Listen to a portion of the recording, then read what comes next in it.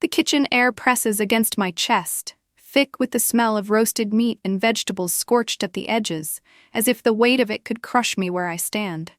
My hands, slick from scrubbing grease-caked pans, tremble under the faucet's cold stream, and a dull ache pulses in my side, sharp enough to steal my breath when I twist to reach a dish. I'm the younger daughter of Richard Marshall, a man whose voice could slice through steel, and I've come back to his house in this small Midwestern town after my city job vanished, my savings gone like dust in the wind. Living in the apartment above his garage, I'm trapped again under his rules, his eyes always watching, and my sister Samantha's sharp laughter waiting to cut deeper. Tonight, we're cleaning up after a dinner for our grandmother Margaret's 82nd birthday, and every move I make feels like a test I'm failing. The pain in my ribs spikes, a hot knife twisting with each breath, and I wonder if this is what it feels like to break apart. Richard's voice cracks through the clatter. "Shut up," sharp and heavy, as if my smallest sound offends him. I grip the counter, my knees threatening to buckle, and the dish towel slips from my fingers, silent against the linoleum. Samantha's laugh follows, bright and cruel, filling the space between the pounding in my head and the tightening band around my chest. "Look at her. Acting again," she says, leaning against the doorway, her smirk a familiar blade. I can smell the grease on Richard's shirt, close enough to see the faint smear, and his eyes dare me to show weakness, to give him something to crush. My vision blurs at the edges, the kitchen table and chairs smearing into shapes I can't quite hold on to. I trace the countertop's grain with my eyes, willing myself to stay upright, while outside, the crunch of tires on frozen gravel cuts through the haze like a flare. Samantha laughs again as I fumble for a glass of water, my fingers numb and clumsy, missing the mark. The pain no longer pulses, it's a constant burn, making every thought a struggle. Richard's shadow falls over me, his voice cold. "Get back to work," as if the tears welling in my eyes are just laziness. The front door swings open, cold air spilling in, and the kitchen's heat turns suffocating. Dr. Howard, our neighbor, steps inside, his eyes sweeping the room before locking onto me. His face shifts from polite to urgent, and he's across the room before Richard can speak, his voice steady but firm. "What happened here?" I open my mouth to say I'm fine, years of habit pushing the lie forward, but the words catch behind the pain that makes every breath a calculation. Richard starts to answer, but Dr. Howard cuts him off, his gaze fixed on the way I'm clutching my side, my chest barely rising. "You need to sit down right now," he says, and I shake my head, afraid to admit the truth in front of them. The room tilts again, and I grew up in a house where silence was strength, where pain was weakness, a two-story structure that felt more like a battlefield than a home. Richard ran it like his construction business, barking orders, setting schedules, expecting obedience without question. My mother, Sarah, was the only softness, but she died when I was 7, leaving me and Samantha with him. Her absence is a wound that never closed, and Richard filled it with discipline, not love. Samantha thrived under his approval, the golden child who never faltered, while I was too sensitive, too quick to feel defective in his eyes. The first time I broke a bone falling from a tree, he made me finish chores before taking me to urgent care, telling the doctor I was exaggerating. The X-ray proved him wrong, but the pattern never changed. Every injury, every illness, dismissed or questioned. Samantha learned to side with him, rolling her eyes at my headaches, smirking at my limps, laughing at my coughs. To them, my pain was a performance. Tonight, that pain is real, sharper than ever, and I can't hide it anymore. Dr. Howard's hand steadies my arm, his voice low. "This isn't normal. Call an ambulance." Richard barks no, but Dr. Howard's calm authority silences him. My knees wobble as he guides me to a chair, and for the first time, I feel someone believes me. The room blurs, Samantha's smirk falters, Richard's glare burns, but the sound of approaching sirens cuts through, promising escape from this suffocating kitchen. The sirens grow louder, a wail that pierces the night, but in the haze of pain and waiting, my mind drifts back to the roots of this moment, to the house that shaped me into someone who hides hurt like a secret shame. Without my mother there to soften the edges, Richard's harshness became the only constant. His affection shone through extra chores he claimed built character, while Samantha got dance lessons and trips with friends. I stayed behind, cleaning gutters or repainting fences, earning my place in a home that never felt secure. My Aunt Karen, my mother's younger sister living 3 states away, was my only lifeline, her phone calls filled with sharp words about Richard's methods, urging me to escape when I could. I clung to those conversations, replaying them on nights when the walls pressed in too close. At 16, a bad flu hit me hard, fever spiking and stomach churning, but Richard demanded I shovel snow from the driveway, waving off Samantha's offer to help, saying I needed to toughen up. I worked until my vision grayed, collapsing against a snowbank, only for him to call me dramatic. By then, protests were pointless. They only worsened things. I learned to swallow words, hide pain, nod at unreasonable orders. College offered escape, 4 years in the city where friends believed me when I said I was tired or unwell, granting understanding instead of suspicion. For a while, it remade me, but the past pulled me back when my job vanished and savings dried up, landing me in that garage apartment, meant as a temporary stop. Richard welcomed me with an uneasy smile, Samantha eyeing me like prey. The old rules settled over me again, heavy as the winter sky. The first weeks back dragged on, each day blending under Richard's re-established authority, schedules starting at dawn with chores, ending late after cleanup. Time not spent job hunting filled with tasks like clearing the attic or scrubbing garage stains, all for my benefit, he said. Samantha, living across town but visiting daily, assigned the heaviest jobs, watching me struggle with that childhood smirk. No car of my own meant walking miles in the wind or begging for the truck keys he controlled. My phone drew comments about checks for wasted time, privacy conditional. One cold morning, a headache pounded, shoulders stiff with oncoming fever, but mentioning it at breakfast earned Richard's dismissal. Stop faking it, we have work to do. Samantha slid laundry my way, amused, saying Dad wanted it folded by noon. I moved slowly, gripping banisters to steady myself, her voice carrying to the kitchen. You should see her, ready to drop just to skip helping. Richard's reply, then she better finish fast. Tension thickened that week. I spoke only when spoken to, eyes down at meals, applying for jobs late at night. Aunt Karen called, her worry threading through warmth. I said I was fine, hiding details, but her sigh said she knew.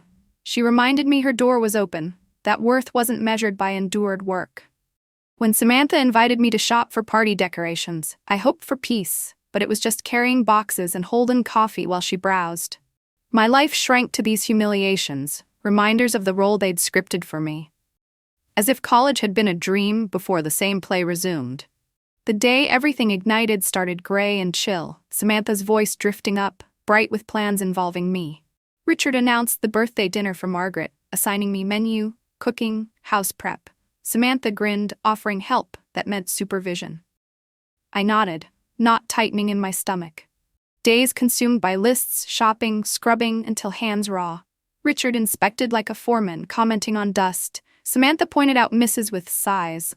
Tension constant, but I told myself surviving the dinner might ease things. A few days before, lifting serving dishes sparked a side ache, twinge at first, then tightness making breaths hard. I said nothing, recalling past dismissals, pushing through as a pulled muscle. Pain sharpened daily. By dinner eve, I winced bending or reaching. Samantha laughed at my dramatic expressions, Richard telling me to stop exaggerating and finish setting up. On celebration morning, house buzzed. I roasted meats early, each step throbbing in ribs, determined not to falter. Noon, lifting a tray spiked pain so sharp I nearly dropped it. Samantha rolled eyes, saving theatrics for later. By afternoon, ache burned steady, breathing labored. I considered calling Karen, but distance made it pointless. Guests arrived with sunset, smells of food mingling with chatter. Richard hosted, laughing loudly. I kitchen-bound, arranging platters, ignoring waves. Samantha flitted, claiming credit. Head down, I thought making it through meant rest tomorrow, but a warning bell rang. Something wrong, ignoring it worsening. By last dish in oven, table set with china, body moved through syrup, chandelier light painful. Every trip jolted ribs, pain, rhythmic dread. Samantha hovered, critiquing silverware, napkins, voice reaching Richard for corrections from his chair. Guests brought perfume, cold, laughter floated from unaware people. Margaret arrived last, smiling briefly before Samantha whisked her away. I stirred gravy, basted roast, breath shallow, chest unexpanding. Serving time, I placed plates carefully, smile brittle. Samantha bumped me, smirking at wobbles. Richard told stories, center stage. Between courses, pantry hid me, leaning on cool wall, throbbing merging with stabs. Thought of telling Margaret, but Richard's glare stopped me. Back at table, conversations rolled. I cleared, refilled, steps heavy. Samantha whispered, I always escaped hard work, laughter burning my ears. I was carrying a platter of dessert when it happened, the weight of the china pulling at my arms as if gravity itself had turned against me. A sudden, searing pain tore through my side, so intense it felt like fire spreading inward, and I nearly dropped the dish right there amid the guests' chatter. My knees buckled, forcing me to grip the back of a nearby chair to stay upright, the wood digging into my palm as the room narrowed around me, voices blending into a distant hum. Samantha's laughter cut through sharp and clear, and she called out to Richard, her tone laced with that familiar mockery, saying, I was putting on a show again, just like always. He glanced over just enough to see, then waved dismissively toward the kitchen, telling me to pull myself together and stop embarrassing the family. I straightened as best I could, forcing my legs to carry me forward, but each step sent a tremor through my body, as if the floor might give way at any moment. I told myself I just needed to make it through dessert, that tomorrow could bring rest, but deep down, I knew I was beyond pretending. This pain was no exaggeration, no performance for sympathy.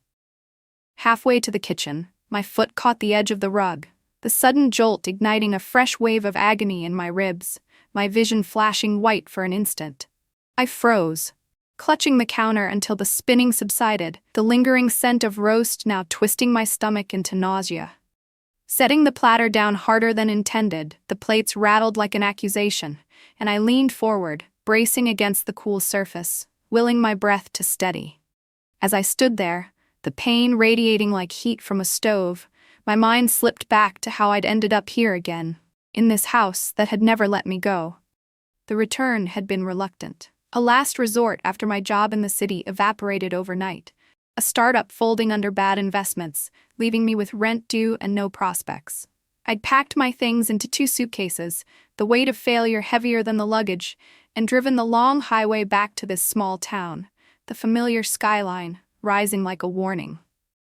The garage apartment waited, dusty and unchanged, the same one I'd scrubbed as punishment one summer for talking back. Richard had greeted me at the door with that smile that didn't reach his eyes, clapping me on the back hard enough to jar, saying it was good to have me home where I belonged. Samantha arrived later that evening, her car pulling up with a spray of gravel, and she looked me over as if assessing how much I'd changed. Her hug brief and perfunctory, before she suggested I start by organizing the pantry to earn my keep. The old dynamics resurfaced immediately. Like weeds through cracked pavement, Richard setting curfews and task lists as if I were still a teenager, his voice booming through the walls if I slept past 6. One evening, early in my stay, he'd caught me on a video call with a potential employer, the interview going well until he burst in demanding I help unload groceries, his interruption cutting the connection mid-sentence. I never heard back from that company, the opportunity slipping away like so many others. Samantha made it her mission to remind me of my place, dropping by unannounced to assign errands, like driving to the hardware store for supplies she didn't need, just to watch me navigate the truck's sticky gears while she critiqued my driving from the passenger seat. There were new humiliations, too. Ones that hadn't existed in my childhood, but fit seamlessly into the pattern. Richard insisting on reviewing my job applications before I sent them, red penning them with comments like too whiny or sounds weak, delaying submissions until I rewrote them his way. One afternoon, after a particularly grueling day of yard work he'd assigned, raking leaves in a drizzling rain that left me soaked and shivering, I'd collapsed on the apartment's worn couch, only for Samantha to text me photos she'd snapped from the window, captioning them, "Lazy much?" and threatening to show Richard if I didn't come down for dinner prep.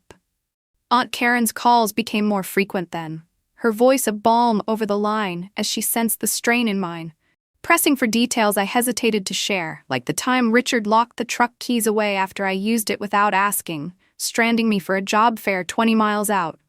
She'd offered to wire money for a bus ticket out, but pride or fear kept me from accepting, convinced this was temporary, that I'd rebuild on my own.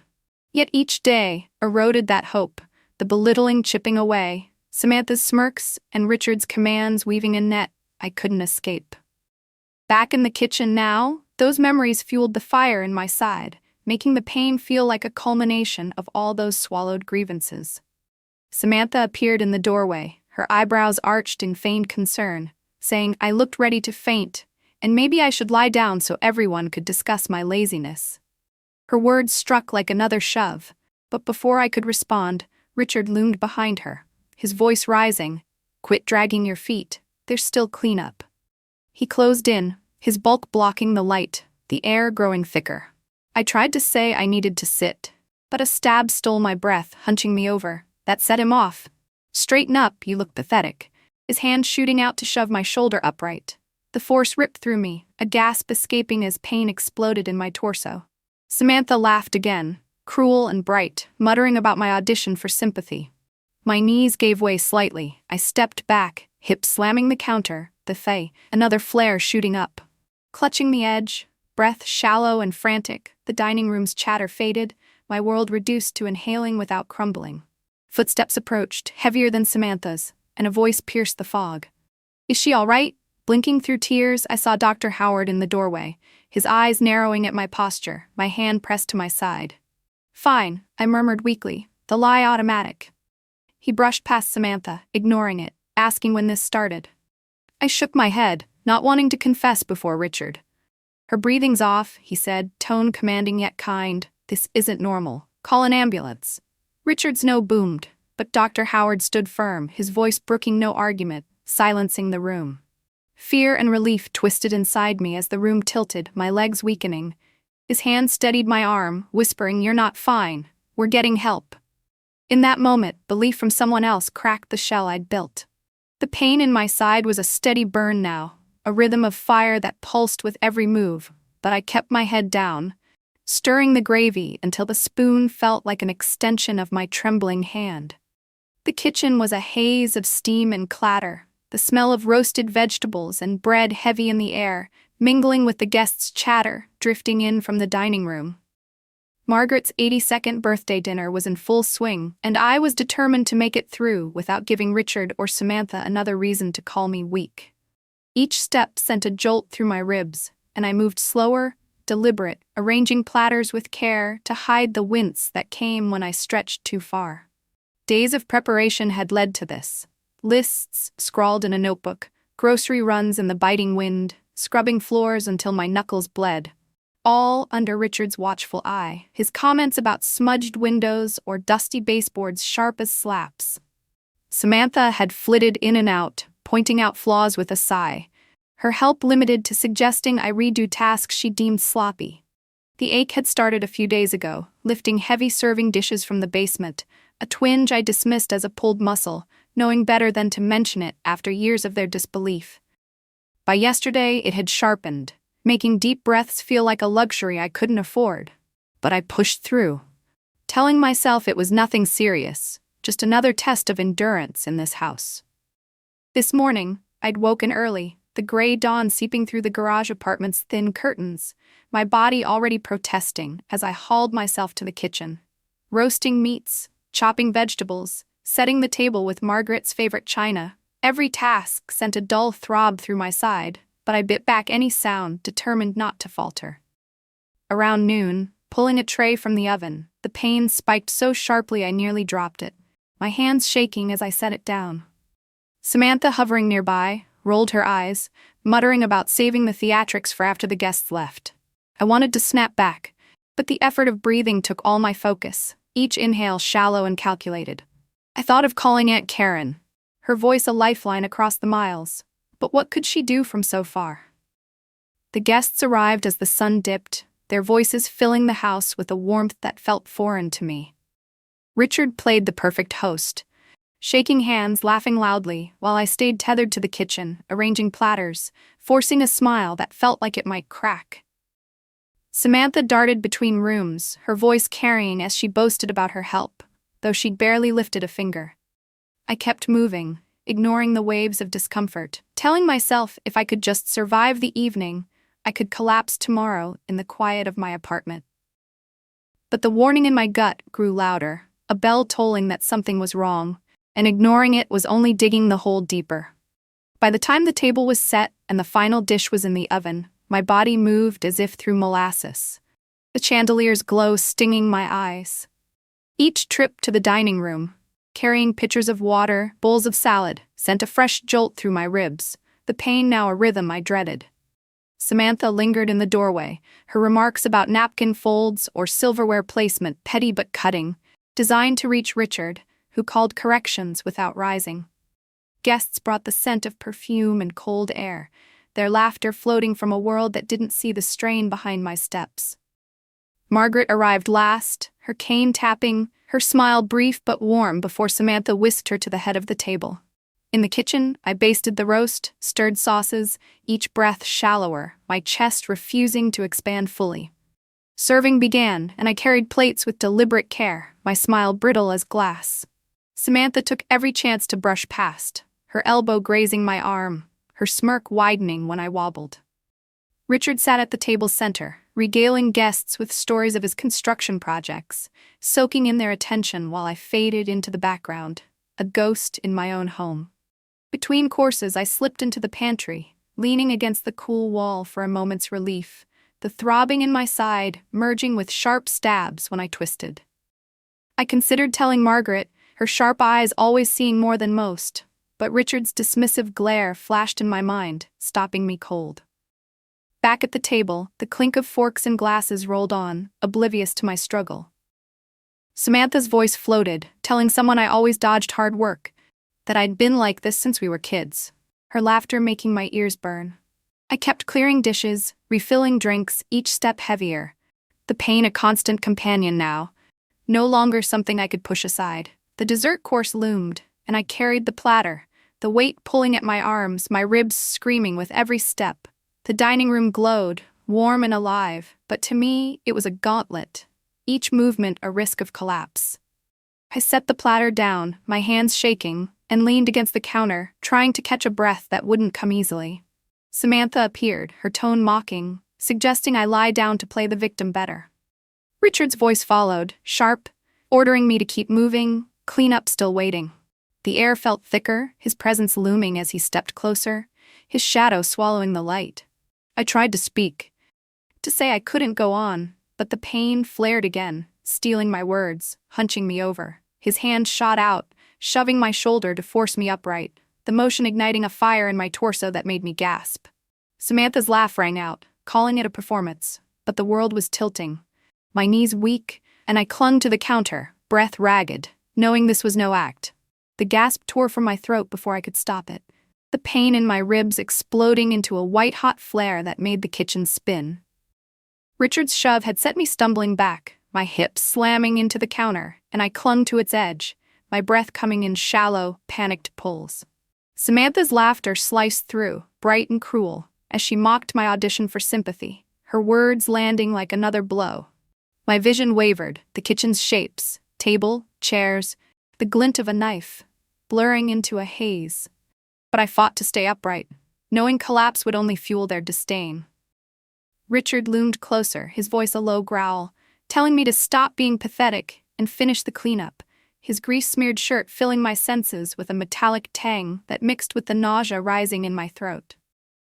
The dining room's chatter faded, drowned by the pounding in my head, and I focused on the simple act of breathing, each inhale a calculated risk. Then a new voice cut through. "Is she all right?"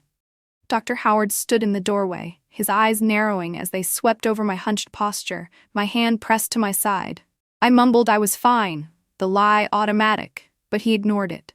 Stepping past Samantha, his tone shifting to one of calm authority. "When did this start?" he asked, and I shook my head, unwilling to admit the truth in front of Richard's glare. "Her breathing's off," Dr. Howard said, his voice steady. "This isn't normal. Call an ambulance." Richard's no boomed, his face reddening as if the suggestion was an insult, but Dr. Howard didn't flinch, his certainty silencing even Samantha's smirk. My legs trembled, the room tilting again, and I felt a strange mix of fear and relief. Someone saw me, believed me, Dr. Howard's hand steadied my arm, his voice low for only me. "You're not fine. We're getting you help."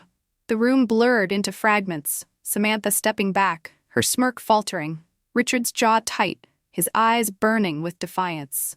Dr. Howard eased me toward a chair, his grip firm but careful, pulling a flashlight from his pocket to check my pupils. "She's overreacting," Richard snapped, his voice edged with the irritation he used for missed deadlines, but Dr. Howard didn't look up. "Her pulse is racing, breathing shallow. This could be serious. Call 911. Guests drifted closer, their murmurs curious, and Richard squared his shoulders as if facing a challenge. But the doctor's calm left no room for argument. Samantha shrugged to the crowd, implying I was staging a scene, but my focus narrowed to the heat in my chest, the pain a constant throb now.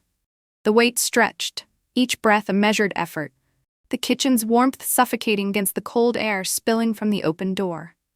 Footsteps announced the EMTs, their bags swinging, one kneeling beside me, clipping a sensor to my finger. The beeping was loud in the quiet room, and one said, "Her oxygen's low," glancing at Dr. Howard, who nodded.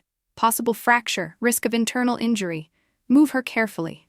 They asked questions. When did the pain start? How bad was it? And I gave short answers, my voice thin.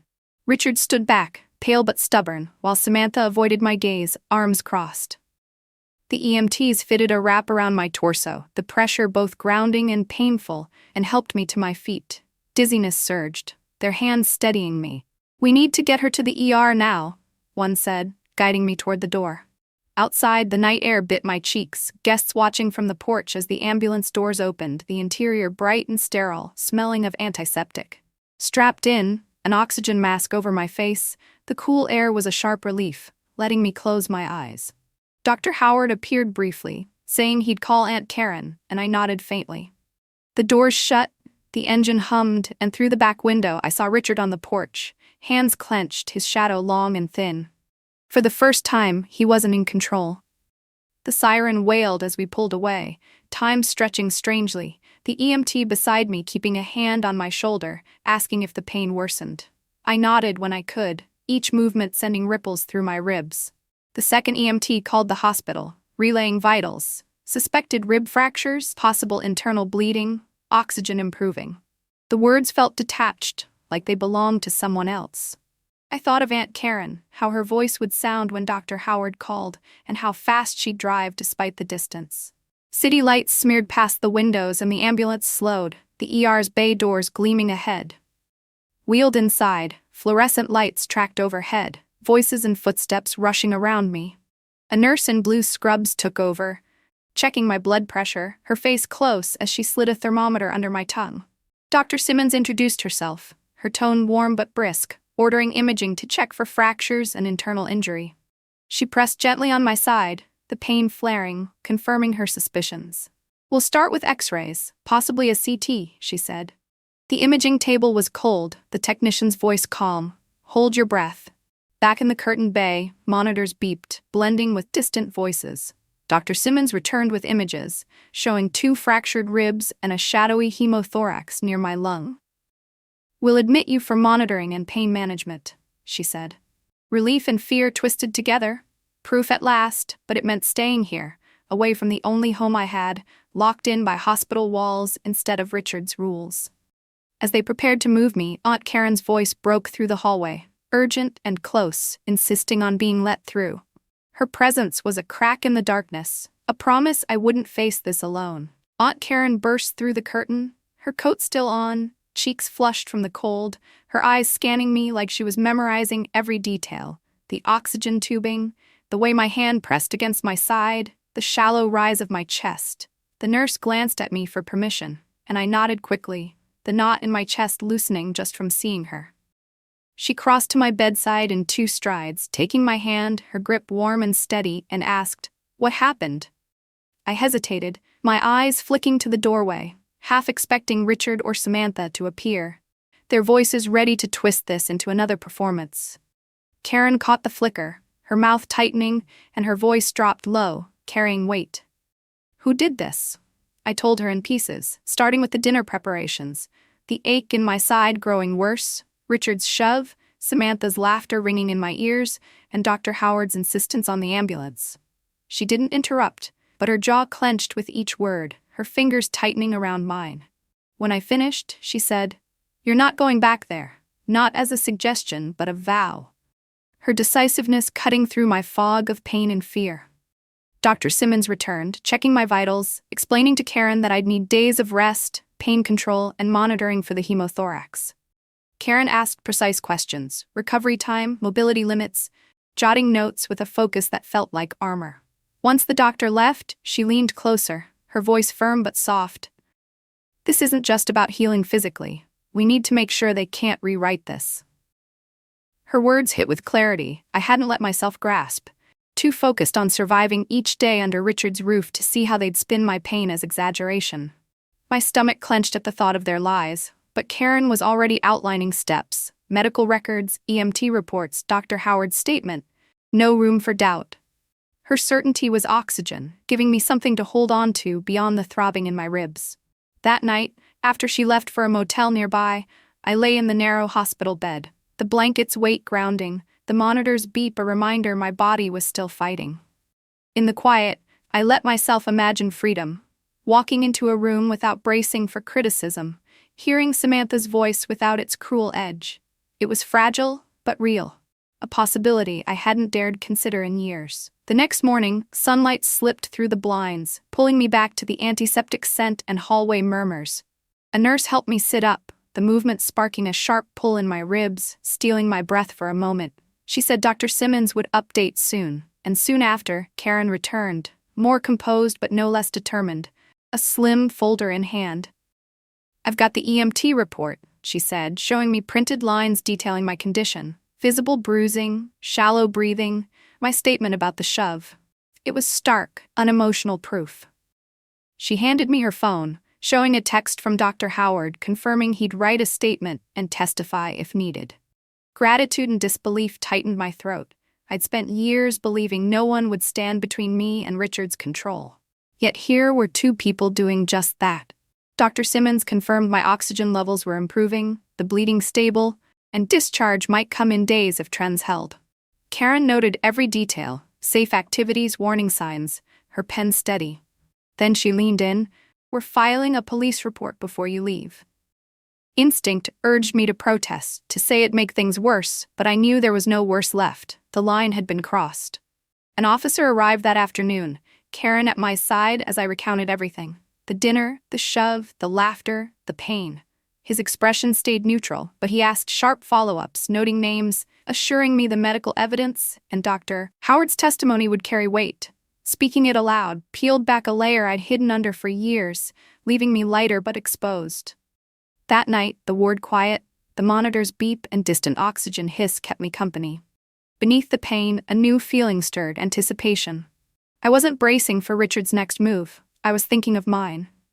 The thought, fragile but growing, made the darkness feel less like a trap. Karen spent the day making calls, to the police, to Dr. Howard, to a friend in local media, her voice faint through the wall as I rested. Each call built a net around the truth, ensuring it couldn't be buried. By evening, she sat with me, outlining next steps. More statements, more evidence. Exhaustion tugged at me, but her resolve kept me anchored. I drifted to sleep, the pain dulled by medication, dreaming of a door I could walk through without looking back. The hospital's rhythm, nurses' footsteps, the clatter of trays, became a strange comfort, a world where my pain was real, not questioned. Karen's presence was a shield, her plans a map out of the chaos. I thought of the voicemail Richard and Samantha might leave, their voices dripping with denial, but with Karen's folder of evidence, those words would be hollow. The pain in my ribs was a reminder of what I'd endured, but also of what I was fighting for. A life where I wasn't defined by their cruelty.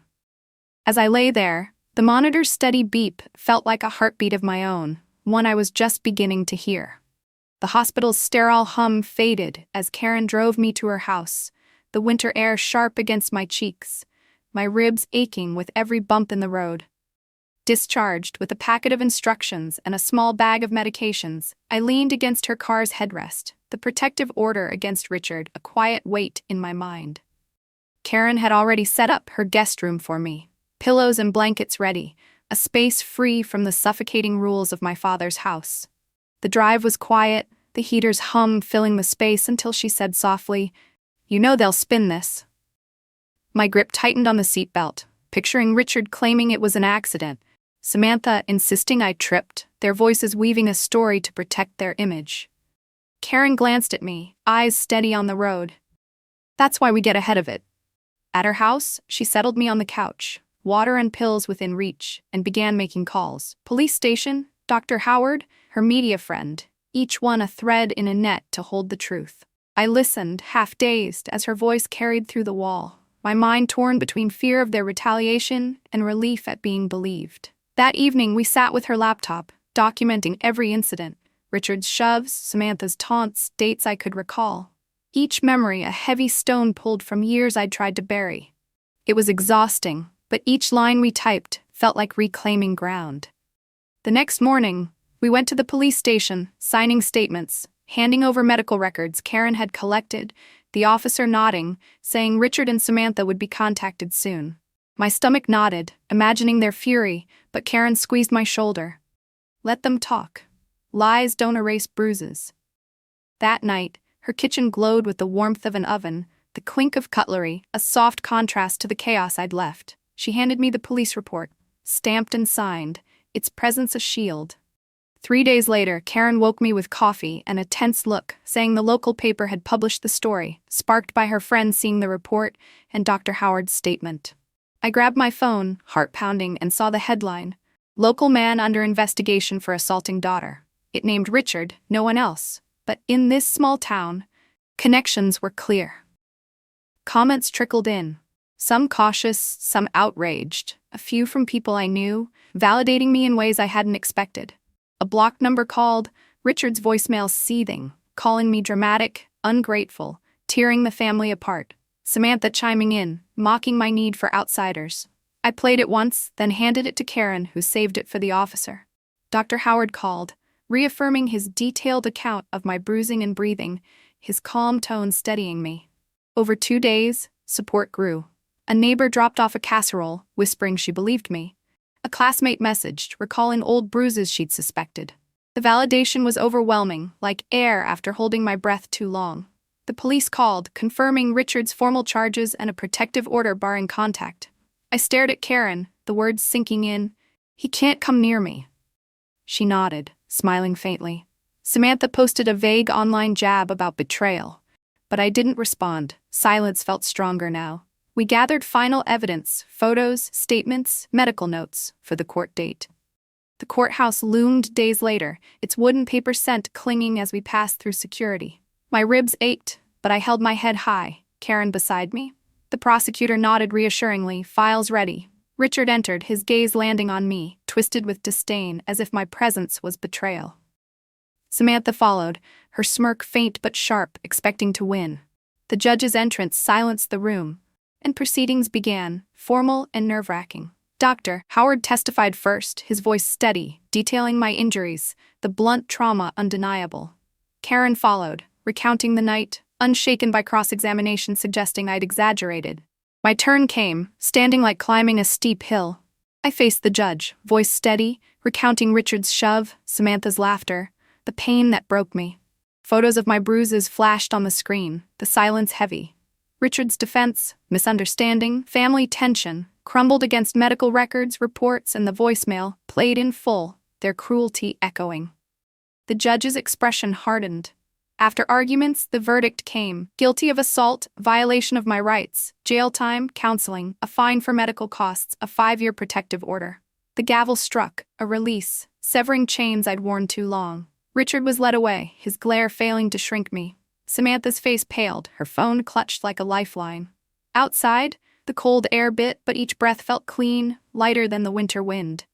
The courtroom's weight lifted, and Karen's arms steadied me, a promise of safety. The town buzzed with the news, Richard's name in stark print, his reputation unraveling. I felt no joy but balance, a scale tipped back after years. The protective order was a shield, the conviction ground to stand on. For the first time, I wasn't bracing for their voices, my phone silent, my steps unshadowed by their cars. A cafe owner, a childhood acquaintance, said, "I'm proud of you," her words heavier than any apology I'd never get. The story shifted in whispers around town, from scandal to courage, and I began to hear others' stories, shared quietly, my fight cracking open their silence. The weeks following the trial unfolded like a slow unraveling, the verdict's ripples spreading through the town in ways I hadn't anticipated, touching corners where my family's image had once stood untouchable. Richard's sentence made the local paper again, the headlines stark and final, naming him and the charges without mercy. And people who'd nodded at him in the streets now averted their eyes, some crossing roads to avoid a conversation. His business partners distanced themselves quietly, citing risks to their own reputations, and within a month, the contracting company he'd built with his rough hands shut down, the storefront locked, an auction sign tacked to the door like a final nail. Samantha's world shifted too, her social media friends thinning as the voicemail recordings circulated beyond our small circle, reaching cousins and aunts who'd bought into the perfect family facade. Invitations dried up, whispers trailed her at work until she vanished on a sudden leave, her townhouse blinds drawn tight. I heard through distant relatives that she'd tried rewriting the story in private messages, claiming I'd always been the dramatic one, but the evidence, medical scans, testimonies, left little room for doubt. None of this sparked joy in me, but it brought a sense of equilibrium, the scales balancing after tilting against me for so long. The protective order was a barrier I could feel, even miles away, keeping their shadows from my doorstep. My days at Karen's grew into a rhythm of healing, morning walks in the crisp air to rebuild strength, afternoons with books or job searches that no longer felt desperate. One evening, as the sun dipped low, casting golden light through her windows, Karen suggested I use the court's compensation to fund something meaningful, not just survival. The idea took root slowly, blooming into a plan for a community event at the old town hall, not a victory party, but a space for survivors to share, to break the silence that had bound me for years. I rented the hall with part of the money, nerves fluttering as I designed simple flyers, distributing them at cafes and libraries, the words "Speak Your Truth" bold on the page. The day arrived with spring's tentative warmth, and I stood at the front in a navy dress, my ribs healed but my posture straighter than ever, looking out at faces, neighbors, teachers, even a reporter or two, who'd come not out of pity, but solidarity. Karen introduced me, her voice warm, and I began, recounting my story without softening the edges. Richard's barked "shut up," the pain ripping through my ribs, Samantha's echoing laughter, Dr. Howard's steady intervention. I described the hospital nights, the trial's tension, the gavel's release. Then I shifted, explaining why I stood here, to show that silence only serves those who wield it like a weapon. The room hushed, the old ceiling fan humming softly as I invited others forward. One by one they came. A woman from down the street sharing years of hidden bruises, a young man recounting emotional scars from a controlling parent, their voices trembling at first, then gaining strength. By evening's end, the air felt charged, defiant, a collective exhale of truths long held. Photos from the event spread online the next day, me at the microphone, caption reading "Local woman turns tragedy into action." And I knew Richard would see it from his cell, Samantha from her isolation. That final, unspoken message, I was no longer their defined victim. Walking home under the stars, the spring breeze gentle, I felt peace settle. Not from erasure, but from facing it all and emerging on my terms. Karen walked beside me, our steps in sync, and for the first time, the future stretched open, unshadowed by the past.